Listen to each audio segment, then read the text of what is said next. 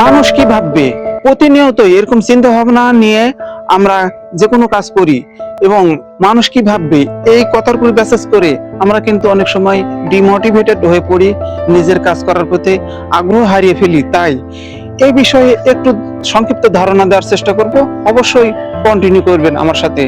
এখন দেখা যাক মানুষ কি ভাববে এই কথা বলার পরিপ্রেক্ষিতে এই কথাটা কতদূর কার্যকরী এবং এটা কতদূর প্রসারী, আর মানুষ কতদিন এই ভাবনাটা ভেবে থাকে। একটা কথা খেয়াল করে দেখবেন, মানুষ কিভাবে যখন আমাদেরকে নিয়ে তখন এই কথাগুলো তারা কতক্ষণ করে।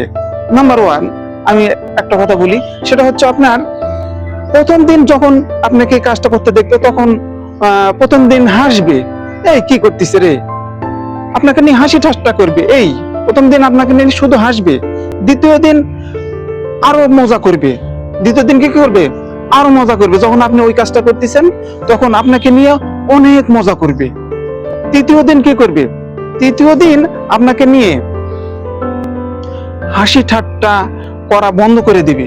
কারণ ওই প্রথম দিন বলেছে হাসতে, কিছুই মনে করেন আপনি কিছুই করেননি, তখন ওনারা ভাববে যে না, উনি মনে হয় সঠিক পথে আছে, যেভাবে কাজ করে করুক।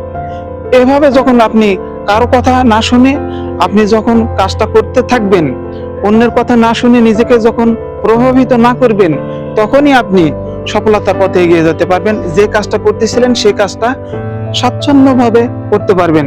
তাই কে কি বললো, কে কি করলো, কারো কথায় কোনো কান দেওয়া যাবে না। যদি আপনি ওদের কথায় কান দেন, ওই যে ও আমাকে দেখে এই কথা বলতেছে, হাসতেছে, না না এই কাজটা করব না, তাহলে আপনি সফলতার থেকে পিছিয়ে যাবেন। আর যখন ভাববেন যে না, ওরা আমাকে নিয়ে তো মজা করতেছে, তাহলে তো আমি কাজটা করতে পারবো না, না কাজটা করব না, তাহলে আপনি স্বপ্ন থেকে আপনি পিছিয়ে যাবেন। আপনার স্বপ্ন তাদের কাছে চুরি হয়ে গেল।